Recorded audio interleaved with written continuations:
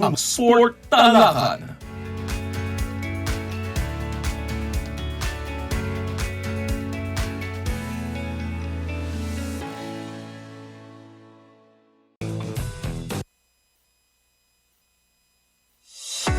Good news mga kaabante, dahil ang inyong number one tabloid, di lang radyo, TV pa. Mapapanood ang Abante sa Sky Cable Channel 85, Converge, TCL Smart TV, Blast TV, Samsung TV Plus, at mapapakinggan rin kami sa DWAR 1494 Abante Radio. Dahil dito ang best, Abante ang best. Balita, entertainment, sports, tulong. Ang mga opinyon at pananaw sa programang ito ay para sa mga host at guest lamang at hindi sumasalamin sa opinyon at pananaw ng himpilan. Magkasangga sa talakayan sa maiinit na sports issue. Makabuluhang kwentuhan at kulitan kasama ang sports personalities. Defense Minister Jerry Gudingera at Mr. Cool Jerry Esplana. Sport Talakan. Sport Talakan. Dito yan sa Abante Radyo.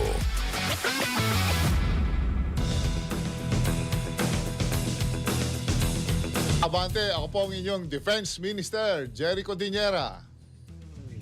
Nakakulitan, Coach Jerry, Mr. Cool Esplana, At ito ang Sport Talakan.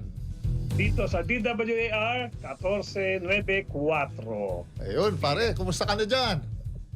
Ha? Sabi medyo, bigla tayong sumapakiramdam natin yesterday eh. Namimiss na Okay, kita, pare. Namimiss na kita. Kaya nga eh. Oh. Kaya nga eh. Buti naman, hindi naman gumrabe. Medyo nakare-recover ko. Pero siyempre, pinili ko na rin magpahinga muna kasi ibiyahe pa para siguradong maayos. Medyo mamalang pakiramdam kahapon. Ayun. Okay, pare. Apat ang topic natin ngayon, pare. Ha? Yes. Oo, sige. Simulan na natin, pare. Ha? Maganda na naman itong topic natin. May mga bagong bayani na naman na mga PBA player. Ang gagaling. Pare, itong first topic natin, pare, netizens, binatikos si CJ Cancino matapos ang pagkatalo ng Meralco Bolts sa Game 5.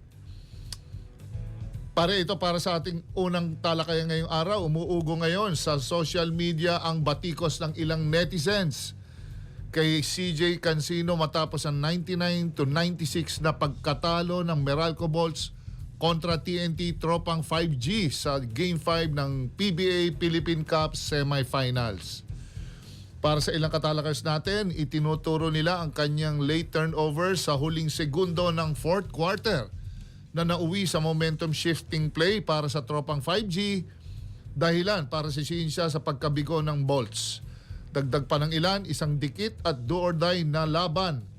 Mas naging mabigat ang naging epekto ng isang pagkakamali kaysa sa buong laro. Sa kabilang panig, maraming fans ang dumipensa kay Cancino at binibigyang diin ang kanyang career high na 36 points at kung paano niya binuhat ang Meralco sa opensa sa kabila ng na-injured na Chris Newsome. Para sa kanila, malinaw na si Cancino ang naging sandigan ng Bolts at isa ng mahalagang pundasyon ng koponan para sa hinaharap. Kaya naman pare, ang tanong ng marami, makatarungan ba ang sisihin si CJ Cancino sa pagkatalo o mas dapat kilalanin ang kanyang tapang at paglaban sa pinakamalaking entablado ng PBA? Yan. Pasok pre, pasok.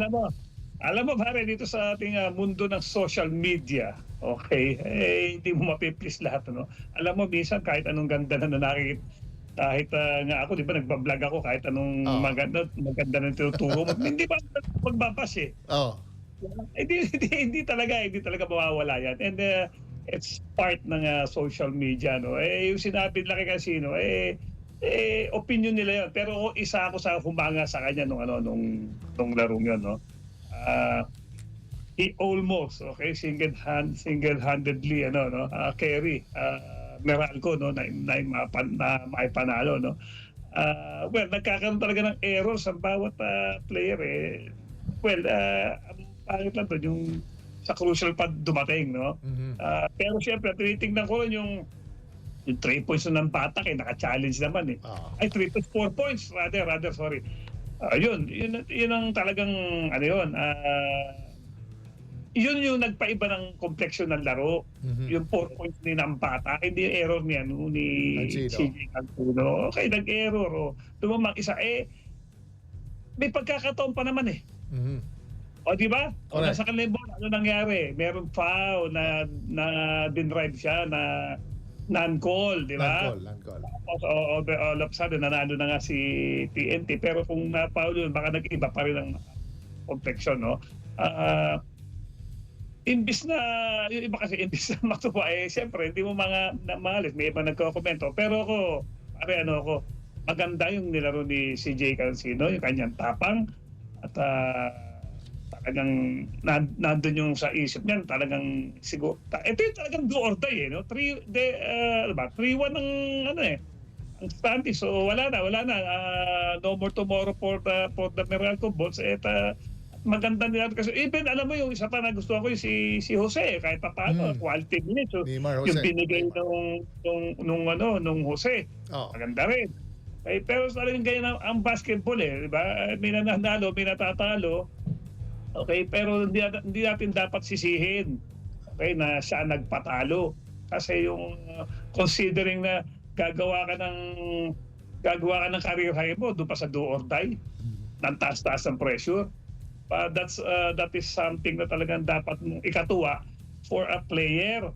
Talagang ibinuhos niya lahat. Kaya lang talaga, it happens at hindi naman isolated case yung mga ganito mga nangyayari. Maraming mga ganito na sinasabi nila, hero to goat, parang gano'n, di ba? Hindi to parang isolated case. May mga nangyayari na ganito parang. Pero siyempre, titignan mo yung kabuuan. Well, nakakalungkot lang na talagang sana kala ko nga pananalo dahil bago yung 4 points, di ba? They were up by 5, di ba? Kaya nga na 4 points tapos naagaw kaya lumamang si TNT, seconds to go. Yan ang kagandahan at kasarapan ng basketball, di ba? Basketball game, it ain't over till it's over. Kaya talagang maganda, masarap manood ng basketball, lalo din nangyari kasi TNT at Meralco. Napakagandang laban yung nangyari nung nakaraan. At syempre, all praises for both teams. Congratulations sa TNT at kay Meralco. Talagang gano'n, better luck next time. Talagang nangyayari mga ganyang pagkakataon. Yun, tama pare. Sangayon ako sa mga sinabi mo. Unang-una, congratulations sa TNT. Talagang rin yun. It's a hard-fought game. Well, when we talk about CJ Cancino, I'm sure kahit natalo yung Meralco Bulls, yung mga coaching staff, lahat yan nagdiriwang, nagsasaya dahil kamo. Meron silang NFS pare. Alam mo NFS? NFS. Newfound Scorer. Newfound score. Pare, newfound love. Hindi, pare. Kasi alam mo naman, pare, ang hirap pumanap ng scorer sa basketball. Ito, pare, dati, lang siya pamalit-pamalit lang si CJ Cancino Pero, pare, umiscore itong bata ng 36 points sa playoffs. So, napakaganda. The future is so bright para sa kanya. Very promising. Another option, may makakatuwang na si Chris Newsome. It is so bad kasi siyempre si Newsome hindi makatulong So, very promising. Ang gandang option nito. Well, kung sinasabi nilang nagkamali siya, alam mo yung bata, he will take the blame. Lalaki naman yun he will take the blame and he will move forward dun sa kung error man yun, kung tinitingnan ng mga mga viewers natin, error man yun, kasama yun sa buhay ng isang manlalaro. Yeah. Kung hawak mo ba naman ang bolo ng mga pare, ilan ang touches niya, fourth quarter? 8, 10. Diyos mio naman, ilan ang conversion niya nung last quarter siguro, ilan ang in-score niya. So prone talaga yan. Pag scorer ka, prone ka sa error sa bandang uli due to fatigue, due to tiredness, dinodouble na siya, tinitriple na siya. Alam mo, bagsak na yung koponan nila, inaahon niya. It's just that talagang nangyari yon, may non-call sa dulo, pero hindi mabubura yon with his sterling performance. Yan yung kay CJ Cancino, pero hindi mabubura yon sa ganda ng nilaro niya. I'm sure they will bounce back game 6. Nakita na nila, hopefully, baka makalaro si si Chris Newsome, we don't know. Abangan na lang natin, pare. Yun, o nga. At siyempre pare, no, bago magsimula itong conference, or rather, no, nagsimula itong conference, maganda nilaro ni Cancino. So sabi ko, kaibigan ng anak ko yan si JP sa UST. Sabi ko, si Cancino, maganda nilalaro. Baka magtuloy-tuloy na yan, Jay.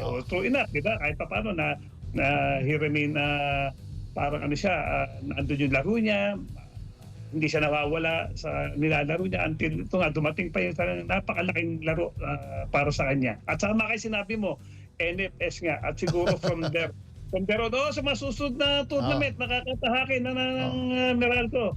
Mag-iba na kompleksyon yan dahil yung Cancino, nakita na nila, pwede na palang pakawalan to. Correct. Diba? Yes. Okay, pare, bago tayo tumawid sa ating next topic, mga katalakers, mag-commercial muna tayo at magbabalik ang Sport Talakan.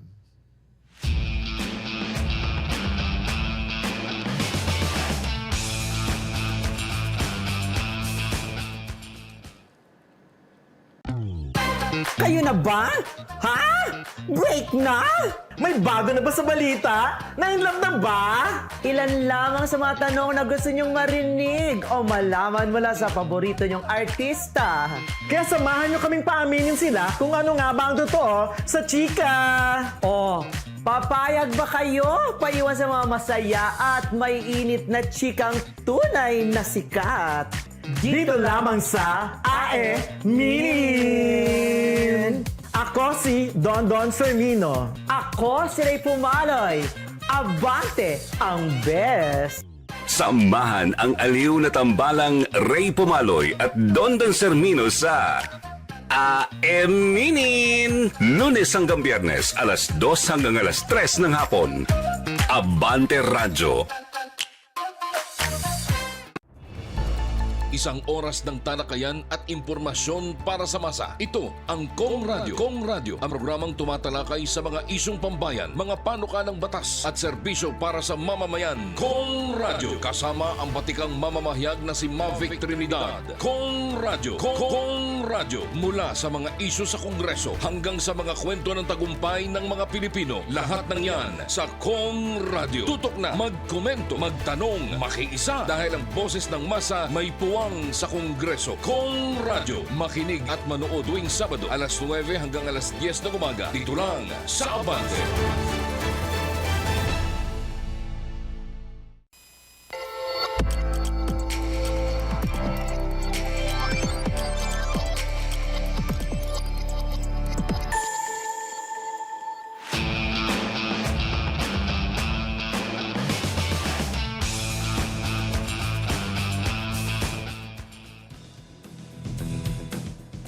Pare, issue number 2. Sige.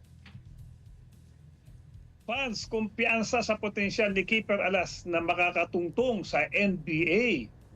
Okay, ito pare topic number 2. Umiinit ngayon ang usapan ng ating mga katalakers matapos ang explosive na debut ni Keeper Alas sa Utah Prep Academy, kung saan kumamada siya ng 34 points at bumanat ng 10 threes. Wow, sa kanyang unang laro sa United States. Para sa maraming fans, malinaw na patunay ito na may kakayanan si Alas na makipagsabayan sa mas mataas na antas ng kompetisyon at may potensyal na tahakin ang landas patungong NBA palang araw. Sa kabilang panig, may mga nagbabala namang maaga pa para magsalita dahil isang torneo pa lamang ito at masusubok pa si Alas laban sa mas consistent at elite na talento. May nagsasabi rin mahaba at masalimot ang daan patungong NBA. At kailangan patunayan ni Kiefer ang consistency, depensa at all-around games na mas mahabang panahon. Kaya para sa iyo, sapat nga na nga ba ang ipinakitang simula ni Keeper Alas para paniwalaan ng lahat na may NBA future talaga siya? Pare, siyempre nakakatuwa itong ginawa ni Kiefer Alas, ano? Pati mga kababayan natin natutuwa na another potential player na pwedeng pagdating ng panahon marating niya yung NBA. Siyempre, yung 10 3 points, bihira ito eh. Ngayon lang natin narinig sa isang Pinoy na naglaro sa States ng bumato ng 10 3 points. as a high school player, 34 points. Nakausap po si Coach Louie, yung tatay niya, the other day lang, kumustahan. Tapos ginudlak ko lang yung anak niya sa, alam mo na, sa journey ng anak niya. At sabi ko, may mga Pinoy din na mga coaches dyan na rin sa US, nasa East Coast, na pwedeng another option rin sa mga bata hanggat sa nagkaroon nga ng ganitong news. Sabi ko, it's a good, sabi ko dito sa mga viewers natin, it's a good start. Pero lahat kaming mga manlalaro, you need to pass the process. Meron ka talagang process na dadaanan. Siyempre, as a high school player, siyempre, pagdating mo na ron sa mismong liga mo, you have to validate, you have to be consistent. Kung dito sa Utah Prep Academy, you have to do it on a consistently basis for you to be recognized and for you to make a name. Siyempre, I'm sure hindi naman yan pababayaan ng kanyang magulang, si Coach Louie, na lahat ng coaching wisdom, lahat ng mga tips ibibigay ni Coach Louie dito sa anak niya kasi nandito siya sa US eh. So I'm sure maaalalayan siya and hopefully kung he's really outstanding, you'll never know. Baka naman mamaya tumalon siya from high school to college. Like si Japet Aguilar na nakapaglaro sa college, Kobe Paras, marami tayong mga players na naglaro dyan na nakapaglaro sa G League. And from G League, another level of competition na naman yan bago ka magtungo sa NBA. Yan. Yun, tama naman. Tama pa rin yung mga sinabi mo, no? At ako din, siyempre, una-una pare, yung sa ganitong binigay niyang numbers, no? May laro talaga yung bata, no? Hindi lang pala pang Pinas, okay? Nasubukan na nga natin dito sa abroad, sa US, no? Kaya, may laro at may ibubuga, no? Pero siyempre, one game is not magiging parang pasiya muna, di ba? Siyempre, very complex ang basketball, di ba? Titingnan pa yung mga other departments kung mag-excel ba siya sa other departments. It's not just scoring. How about yung passing the ball, moving without the ball? How about his defense, di ba? Individual defense, rotation, how fast he can he can take the orders of the coach. Yung mga ganun, marami, no? Pero yung magandang simula ito. Siyempre, isa rin nakakapagpataas ng kumpiyansa ng isang manlalaro yung ganitong mga numbers, no? 10-3. And for sure, sa mga ako bilang coach ng kalaban, tatanggalin ko sa next game pag ako'y makakalaban nito. Siyempre, yung mga teams din, yung mga high school teams doon, mga brainy coaches din yan. Let's see what can this kid do. Okay, if we take away his 3 points, tingnan natin. Ganito, di ba? Siyempre, alam ka naman pababayaan na, nakita na nila kung paano bumitaw ng 3 points, kung saan ang gagali, on the dribble ba, o na-catch. Mas galing na rin sa stage eh. So, makikita natin sa mga susunod na laro. Pero siyempre, okay, sa kanyang kabataan at ganito nilalaro, nakikita ko mag-i-improve pa eh. Kasi yung kumpiyansa niya, pero mo 34 points, ikaw ba na tumira, ibig sabihin parang, ikaw na kagad ng star ng team na yun? Pinababayaan kang gawin na gusto mong gawin? Na ganun nga, di ba? Kaya nga, so sabihin, even yung coach and even his teammates, may kumpiyansa sa kanya. Tama. Parang, ano ba to? Alam mo pare, let's face it, sa stage, meron ding dyan, di ba? Anong tawag doon? May discrimination din yan. Di ba? Siyempre. Hindi Asian ka lang. Bakit ba kami mga kakapisang stars baka magtatapo? Pero ito hindi di ba? Di ba? Parang pati teammates niya and the coach sumuporta sa kanya. And it is a good sign na good things mangyayari pa sa kanya sa future. So sana, okay, gaya na sinabi mo, nakausap mo si Coach Louie at marami pang iba na siyempre magsasama-sama yan para bigyan pa siya ng advice, nakita siya ng potential, ituloy-tuloy lang niya at siyempre para pag player nasa microscope at tinitingnan yung mo, ito improve mo to, ito okay ka na rito, dagdag mo dito, kulang ka dito, ganyan. Okay, parang yung mahinuhulma ka to become a package. Di ba? Complete package na ito yan, kompleto na ito. Medyo nag-excel dito pero dito so okay lang dito, okay lang ito, maganda yan, maganda. Kasi mahirap din minsan sa basketball na dito ka lang magaling pero may nagsasabi na ibang areas, ibang department ng yung laro. Yeah. So maganda nito kung gusto niyang tahakin at siyempre malayo pa masyado pa maaga yung NBA yan. Ewan ko bakit kagad NBA ang pinag-uusapan sa kaganto kabataan. So ang sa akin tahakin niya mo to improve himself. Mayroon pa rin yung long term goal mo. Pero siyempre dito ka sa mga maliliit lang muna kasi minsan sa sobrang long term ito na kagad ang gusto mong gawin, gusto mo dahan-dahan kasi ikaw parang hinuhulma ka pa dyan. Who knows, di ba? Who knows, after ilang years, uy, pang NBA na pala caliber ko. Kaya yung mga ganyan. So wag ka muna, wala mo na tingin-tingin doon sa ano. Okay, makinig siya sa lahat ng advice sa kanya, mag-advise sa kanya. And for sure, marami scouts dito nanood na, nakita na siya. And for sure, marami na. Siyempre, all I have to do is to be consistent sa kanyang laro at baka sabihin naman nila this is just a fluke o isang laro lang yan tapos dive yung next game, second game. Alam mo naman sa larangan ng basketball, consistency is the name of the game. Yun, ha? Ang ganda ng mga pare, ng mga pananaw mo. Kaya sit back and relax sa mga talakers natin dyan. Pare, ito itong ikatlong topic natin, pare. Never say die, Ginebra Nation. Buo pa rin ang tiwala sa koponan.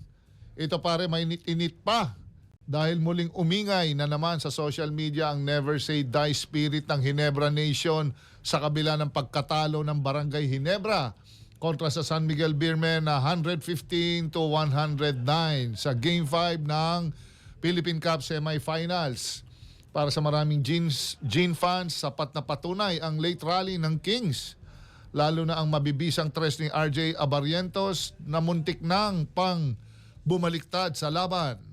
Ipinagmamalaki rin ng Ginebra fans na kahit dikit na sa bingit ng pagkatalo, hindi sumuko ang koponan at patuloy na lumaban hanggang sa huling sekundo.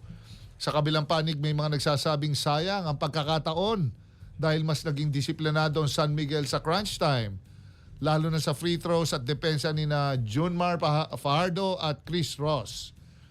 Para sa mga kritiko, malinaw na kailangan ng Ginebra ng mas maayos na execution sa dulo kung nais nilang buhayin ang serye. Habang papasok sa do or die Game 6, ang tanong ngayon, pare, mananatili nga bang buo ang paniniwala ng Ginebra Nation na kaya pa ng kanilang koponan ng isang never say die comeback? Pasok, pre. Alam mo, yung mga bitwise, sa bitwise ano ka na di ba? Disadvantage, have to beat San Miguel twice. Nangyayari yan kahit saan koponan. I remembered during our time when we played against Tos Mobiline, they were up by parang 3-2. Tama ba? O 3-2 o not beat twice. So, pwede, posible yan. Tapos ganyan pa, Ginebra pa yan. Bakit hindi? They made a later run. Umabot sa 17 ang lamang ng San Miguel and nakaran mo naman pare, lagi natin pinipreach dito sa show natin yung basketball sa game of runs and a game of sports. Talagang may run dito all of a sudden magkaroon na ganun. Pero sa ganyan dapat na tournament, iwas yung ganyan palalakihin mo ang lamang ng kalaban. So you give yourself a chance to win. Kita mo, hinabol nila 17 halos manalo. Kung hindi nila pinag-17 yun, baka nanalo. Correct. So, yun ang dapat. Siguro mga ang tawag namin din dyan point spread, di ba? Para manageable lead, manageable. Wag yung gano'n. Kasi alam mo pare, pag lumalamang yung kalaban na lumalaki, tapos yung player din, tingin sa ring, lumalaki rin. Tapos nung bandang uli, mabanda lamang sila ng mga 10 tapos pag-drive na nagagano sila last pero parang laki no rin pasok sila ibang mga players bigla nung nakita ko pinanood ko 17 na pero siyempre sabi ko mahaba-haba pa yun nga they need the run ginawa talaga sila sa depensa na-control nila yung rebounds nakatakbo sila nakashoot sila then ibang they force turnovers for San Miguel nakadikit pero sa ganyan laro dapat walang lull kumbaga kung gaganyanin mo all throughout hindi pa pwedeng may certain period na ganito ilalaro mo kaya nga lumamang si San Miguel kahit pa paano napansin ko parang hindi naman lumamya kumbaga yung kakaiba do sa kanilang run do sa para ma-overcome nung 17-point lead. Siguro, di ba, bumaba nga ng 2 points, di ba? At napansin ko ang ginagawa ng San Miguel, although si Junmar pala talagang nakapantay yung isa, tapos pag may hawak ni Junmar, dumodouble agad.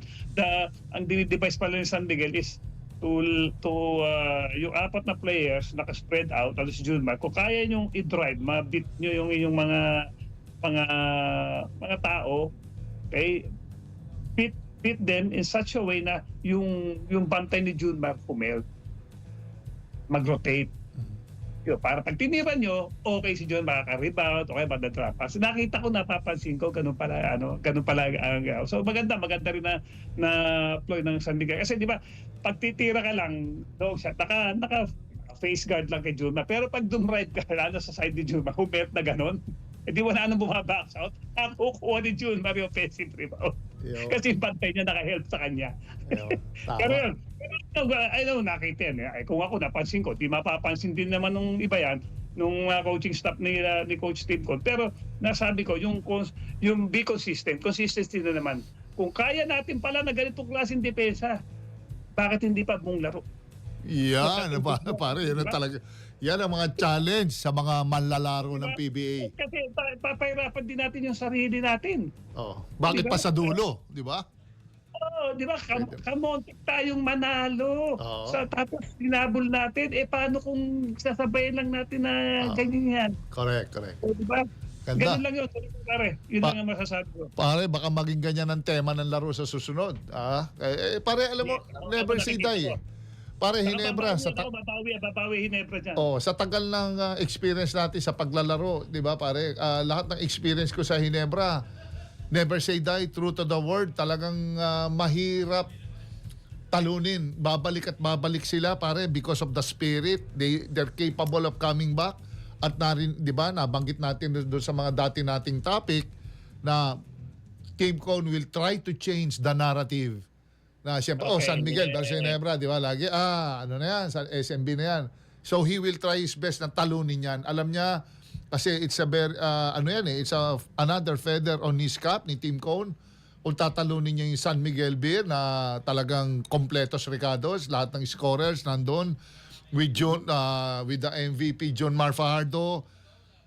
I'm sure, siyempre, si Tim Cone, marami pa rin bunot yan. May mga magic bunot pa yan. And he knows, Coach Tim Cone knows na he has the support of the crowd. Nandyan yan sa likod niya. That's his 6th month.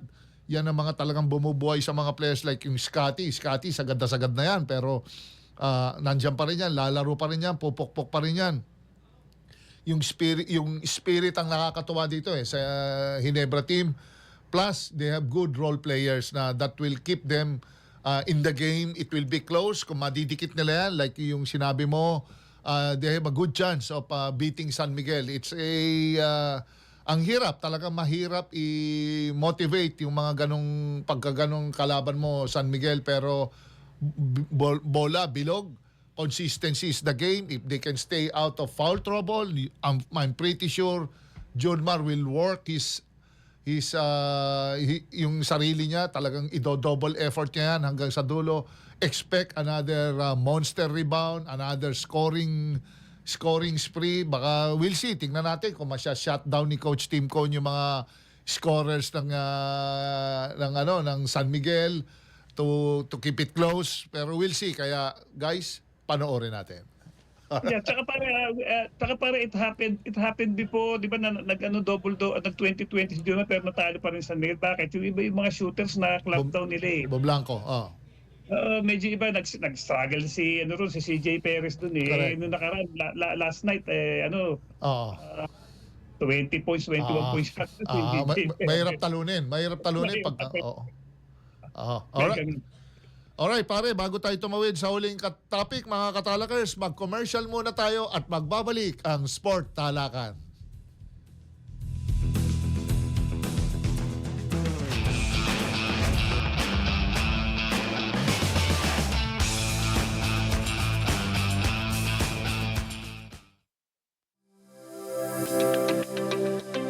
Abante Bilyonaryo Group nangunguna sa Facebook engagement. Patunay ito na mas pinipili ng nakararami nating kaabante ang aming balita, impormasyon at entertainment online. Maraming salamat sa tiwala at suporta. Patuloy kaming maghahatid ng mga kwentong may kabuluhan at serbisyong totoo para sa bayan.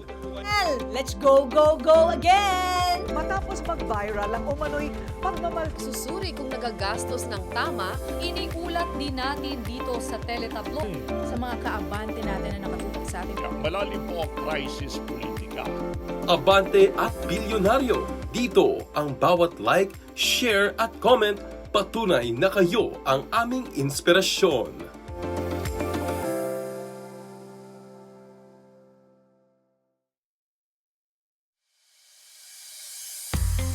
Mga kaabante, good news! Maaari mo nang balikan ang lahat ng mga programang na-miss mo. Oo, tama ang narinig mo. Mula sa maiinit na balita, makabuluhang diskusyon, hanggang sa mga nakakatuwang showbiz chika. Lahat yan available online. Kaya ano pang hinihintay mo? I-follow na kami sa aming official social media accounts, Facebook, X, Instagram, at syempre, mag-subscribe na rin sa aming YouTube channel para updated palagi. I-like, i-share, at i-comment ang inyong mga paboritong episodes. Dahil dito sa Abante, una ka! Abante, ang paborito ng makabagong Pilipino. Pistang puno ng kulay, saya at tradisyong kakaiba. Mga kaabante, biniray na! Tuwing Enero, hindi lang mga tao ang may OOTD. Pati bangka naka-dress up. Astig! Hindi ordinary. Tradisyong may kwento, tradisyong may puso. Buhay ang kalye at ang entablado hanggang sa baybayin ng karagatan. May kantahan, may sayawan. Isang makulay na pista ng pananampalataya, pasasalamat at gabay sa bawat Romblomanon. Kaya sa saya tradisyong tunay na atin, dito sa Romblon, di ka mabibitin. Sa puso ng bayan, iisa ang sigaw ng madla. Hala sige, biniray na! Kaabante, anong gusto mo pang malaman? Tutok lang dahil sa Fiesta Files, lagi kang may bagong kaalaman.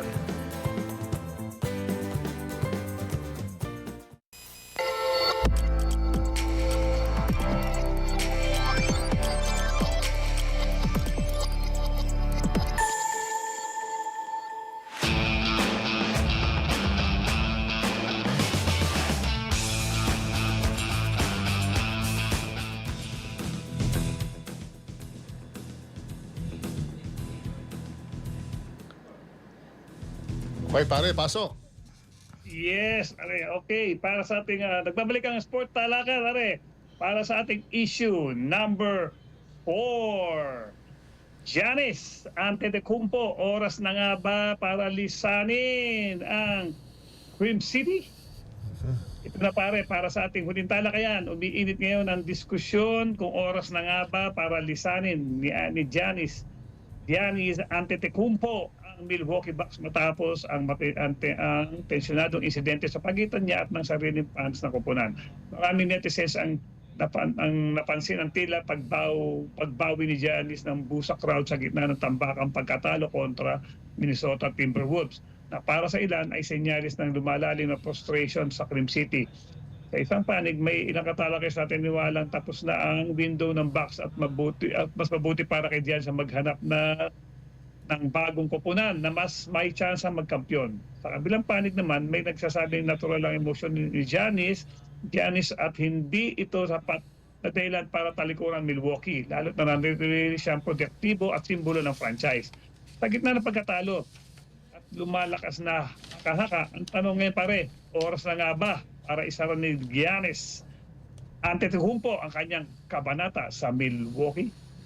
Ako, pare, sa akin parang masyadong premature, masyado pang maaga since kailan lang nag-champion sila, ano? Siya ang mukha ng franchise ng Milwaukee Bucks eh. Nag-MVP na ito. He still have the numbers, pare. Numbers, nandun pa rin. Medyo, siyempre, nagiging impatient lang yung mga fans ng Milwaukee.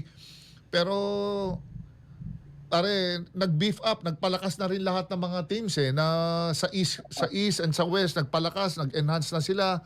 And siguro they need good picks para lumakas palalo lahat ng yung team nila at ang kung sino pang pwedeng tumulong sa kanya.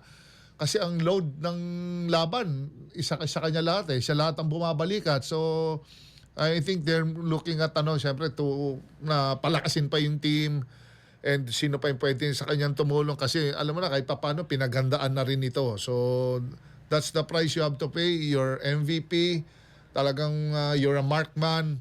Aabangan ka talaga nila. Talagang lahat ng paraan kung anong pwede mong gawin, mapapalakas mo yung team.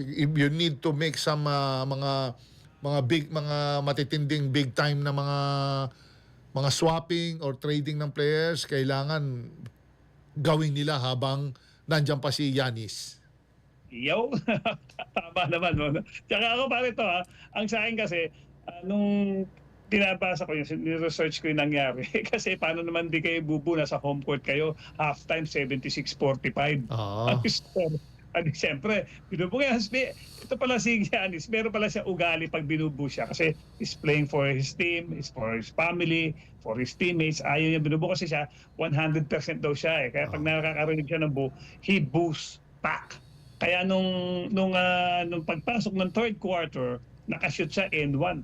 Nag-thumbs down siya sa crowd. Kaya lang, ang pagkakaiba lang, na ginawa sa kanya before yun, he boosts back. Road game. So, ang ibig sabihin, ang binuboost back niya, kalaban ng crowd. Ito sarili niyang crowd, di ba? Kasi Milwaukee fans.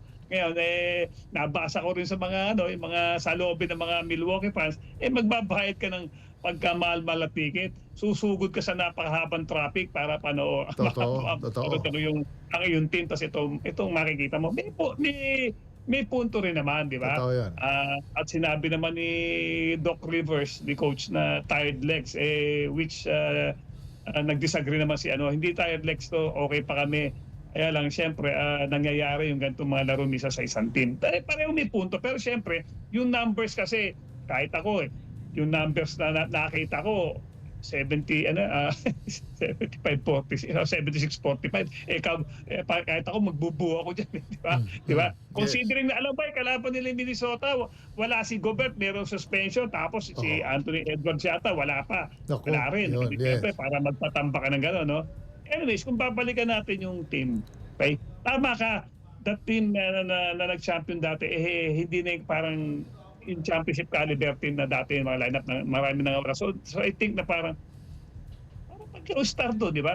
You can make suggestion, magkaroon na ng movement itong team natin. Lalo na ngayon, nakaimaya kahit mga blockbuster, Trade, no? Trades, nyo na, sanay na lahat yan. Wala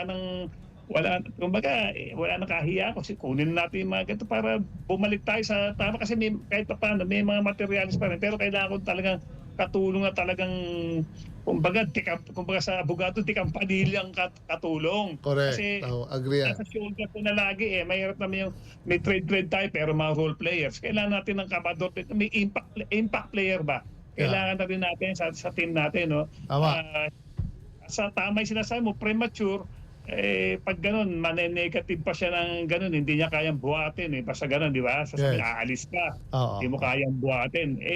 Kagandahan nga nito na pag-champion na niya. Siguro, dahil siya yung franchise, meron siyang bosses, sabihin niya gusto niya mangyari para at least mapakinggan siya ng kanyang management and the coaches para pag-usapan and they can come up with na magandang gagawin para sa franchise na to para manumbalik yung pagiging champion nila. Okay? Yun ang nakikita ko. Pero yung aalis si Giannis malayong mangyari. Tsaka tama ka ron, premature. Totoo yun, pare. Parang magkaroon man lang siya ng big three, di ba? Big three. Kailangan, kung mag-isa lang siya, hindi niya kakayanin Tama naman. Okay. Alright. Alright, pare, bago na tayo magpaara, bigyan muna natin ng konting kalaman sa mundo ng sports ang ating mga katalakers.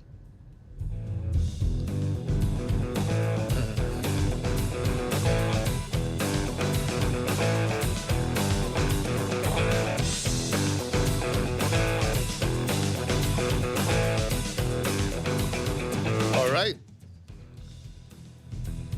Sige, pare. Sige, para sa ating sports playbook. Yan, tatalakayin natin ang salitang assistant coach. Ayan, pare. Sige, pare. Ano ba? Ano ba ang role ng assistant coach? Ayan, pare, kung gaano ba ka-importante ang assistant coach sa isang team. Etong assistant coach, very vital ito. Yan ang unang-unang chine-check ng isang head coach, yung loyalty ng isang assistant coach. Other than his loyalty, kailangan maalam, marunong ang assistant coach because yung day-to-day activity, yung day-to-day success, at saka yung player development, yan ang siya ang nagmo-monitor dyan, at saka game preparation. Maraming trabaho ang assistant coach. Parang kuminsan ang assistant coach nagiging isang teacher din yan sa isang koponan, nagiging strategist din yan by nature dahil yan ang nasa katabi ng coach. Tapos kailangan pag assistant coach ka, marunong ka din mag-communicate sa isang mga katulad, lalo na especially sa college, napaka-sensitive na mga bata, walang mga magulang sa tabi nila. Siyempre kailangan maingat ka sa pagsasalita. Problem solver din siya. Tapos siya ang nagtatranslate sa head coach ng vision into a daily action for player improvement. Yan ang assistant coach. Yun. Tama naman. No? Pero parang di ba, sa ngayon, diba, nung araw, no, kahit makita mo sa pag nagpapasa ka ng lineup nung araw, di ba, parang coach, assistant coach, trainer, team manager. Di ba? Parang gano'n. Player. Yun na, no? Assistant coach, so trainer, no? Ngayon, napakadaming mga assistant coaches. Yes. Okay, dami. di ba kahit sa PBNB nila, di ba, may assistant coach sa offense, may assistant coach kasi sa defense, meron sa scouting. Yung trainer din kasi tawag na rin siya coach, di ba, sa player development, may mga gano'n, no? Napakadami mga assistant coaches na dapat nalalaman ng mga ating katalakers na bakit ang dami naman nila nakaupo dyan. Ano ba ginagawa dyan? Hindi naman nagsasalita si ganito. Hindi nila alam yung coach na sa scouting di ba? Di ba? Dapat naiintindihan nila yung gano'n. Bakit nag-time out? Bakit si coach letter A ang coach C ang nagsasalta? Yun yung coach defensive coach inano ni head coach, di ba? Minsan nakakita tayo nun, di ba? Time out. So yun ang mga rules, nagiging pinadadali yung trabaho ng head coach at para maka-focus siya sa mas importante, yung kabuuan sa loob ng court. Yun ang ginagawa ng mga assistant coaches. Kaya kung mapapansin niyo po, huwag kayong magtatanong kasi napakaraming coach nakaupo. May kanya-kanya po silang mga gawain na ginagampanan. Okay? Kung sa laro, may mga isa, dalawa, tatlo na mga vocal doon, 4 hanggang siguro 3. Aside from the head coach, may isa, dalawa, 3 pa. Yun ay talagang party nila pagdating sa laro. Yung iba rin natahitahimik doon. May ginagawa naman nung sila during practice. Okay? Pag wala sa loob ng coach, yung nag-i-scout, okay, whatsoever, game preparation, yun pong ginagawa nila. Pero ito pare, ang masasabi ko pa rito sa isang assistant coach, okay, yung loyalty, di ba? Kaya pala ang coach, pag kinukuha ka na coach, kung meron ka ng kasama na assistant coach, kahit paano, kahit isa o dalawa. Tama. Kasi nga, yung head coach, kailangan niya ng isang assistant coach na yung takbo ng isip niya, ganun din ang takbo ng isip ng assistant coach. So dahil matagal na nagkakasama, yun kung ano yung sistema, yun na rin. Ang hirap kumuha kasi ng assistant coach na meron na siyang other system na kukuha ka ng assistant coach sa isang school, nag-commercial ka, tapos kumuha ka ng assistant coach, may system na siya na gano'n, baka mamaya hindi mag-jive, maisingit siya. Or, ang negative doon, pag medyo hindi maganda nagiging performance mo, baka mamaya bubulong si assistant coach. mawala yung royalty sa'yo. Kaya minsan ganun talaga. Pag ang head coach kumuha ng trabaho bilang head coach, at least may dala po siyang isa o dalawang assistant coach na makakatulong sa kanya, okay, sa pag-handle niya sa team. Yan, Tsaka huling pandagdag ko na lang pare, normally dapat din sa assistant coach, dapat yun yung mga bagay na hindi nakikita ng head coach, yun dapat ang mga isinasangguni mo or sinasabi mo sa coach, hindi yung alam na ng coach yan, uulitin mo lang para sa coach, hindi ka nakakatulong lang. Parang another option, another way kung paano mo tignan ng laban, ganun. Dapat ganun ang papel mo sa head coach mo. Yes, tama. Pinipidan ka niya during the game. Ang hirap malaman lahat. Yes, Diba, correct. offense, defense, individual pa, team pa. Correct. Diba? As a team, paano ba sila? As individual, ang laki ng tulong ni assistant doon. Coach, si ganito, pagod na. Coach, si ito, parang hindi bumabaksa. Coach, okay. Mga ganun, mabibilis na ganun nasasabi sa coach. Tsaka pare, bahala na ang head coach doon mamili kung ano yung option na binigay mo, di ba? Tama. Alright. O pare, batian na tayo. Ha? Yes, okay. Siyempre, nga pala ako, announce ko na po sa mga taga ating Malabon Sports Fest. Okay, next week na po ang ating quarterfinals. Hintay lang po ang availability o kung ano po ang mga schedule na po pwede sa ating venue dito po sa Fisher Mall, Malabon. So, abang-abang lang po sa mga updates. At yan, ang episode natin ngayong Webes. At syempre, shoutout para dito sa mga nagagandang lalaking technical team natin. Clyde, Brian, Mayton, Sir Ogie, Jaime, Joseph, Fred, Sam, at Sir Alec. Yun, at magkita-kita po ulit tayo sa Lunes para sa mga maiinit na sport issues. Dito lang yan sa Sport Talakan. Dito sa DWAR 1494.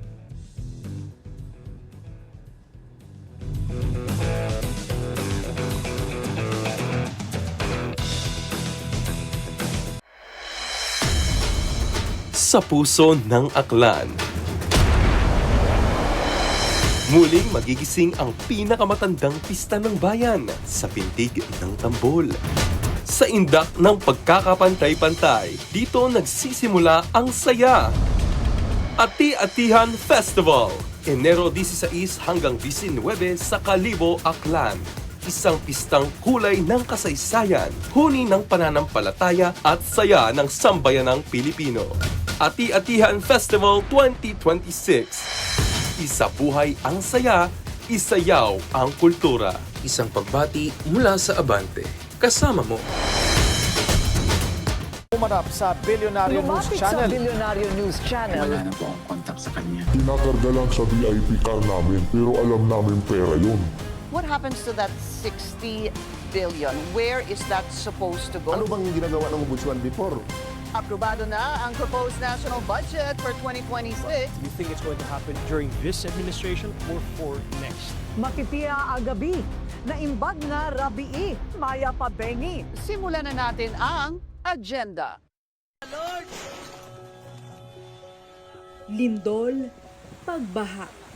Mga sakunang di natin maiiwasan. Sa gitna ng takot at pangamba, Ano mang hardships pinagdaanan nila? may pag-asa pa rin. Cebu will rise again. Ako'y nagpapasalamat sa bigyan yung tulong, lalo na itong Oo, nakakayamot na ang korupsyon sa ating bansa. Pero wag po nating kalimutan, ang mga biktima ng kalamidad ay nangangailangan ng ating malasakit. Makakaasa kayong ang bawat tulong na inyong ibinabahagi ay aming maipararating sa mga tunay na nangangailangan. Tulong